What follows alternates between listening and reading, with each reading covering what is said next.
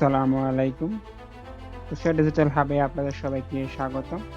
আশা করি আপনারা সবাই ভালো আছেন।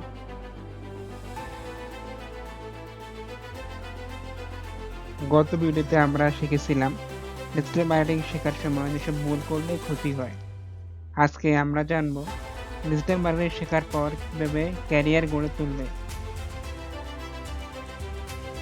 ১ নম্বরে রয়েছে নিজের প্র্যাকটিস প্রজেক্ট বানানো। তুমি চাইলে একটি ফেসবুক পেজ অথবা ওয়েবসাইট অথবা ইউটিউব চ্যানেল ক্রিয়েট করতে পারো। তুমি প্রত্যেকদিন যে জিনিসগুলো শিখবে সে জিনিসগুলো এসব জায়গায় এসে প্র্যাকটিস করে ডেমো হিসেবে রেখে দিবে, যা ভবিষ্যতে তোমার জন্য পোর্টফোলিও হিসেবে কাজ করবে। ২ নাম্বার বিষয় হচ্ছে ছোট প্রজেক্ট বা ফ্রিল্যান্স কাজ নাও। আপওয়ার্ক, ফাইবার, লোকাল মার্কেটপ্লেস অথবা ফেসবুক গ্রুপ থেকে ছোট ছোট কাজ নাও। এতে করে সমান যেমন শুরুতে তোমার টাকা ইনকাম হবে, তেমনি তুমি নিজের প্রতি একটা দৃঢ় বিশ্বাস বা আত্মবিশ্বাস বেড়ে পাবে।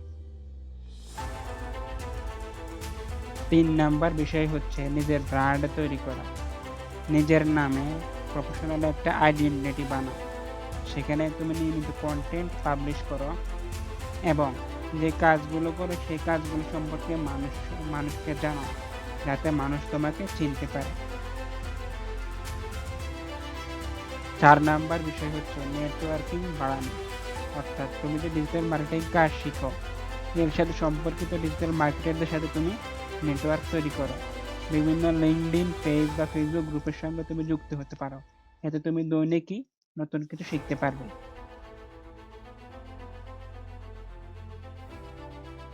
৫ নাম্বার বিষয় হচ্ছে আপডেট থাকা।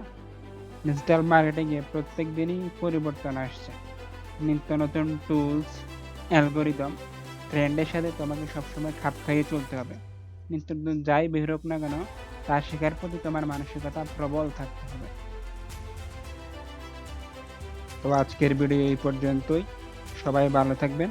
আর ভিডিওটি ভালো লাগলে অবশ্যই লাইক, কমেন্ট এবং শেয়ার করবেন এবং আমাদের এই তুষার ডিজিটাল হাব গ্রুপের পেজের সাথেই থাকবেন।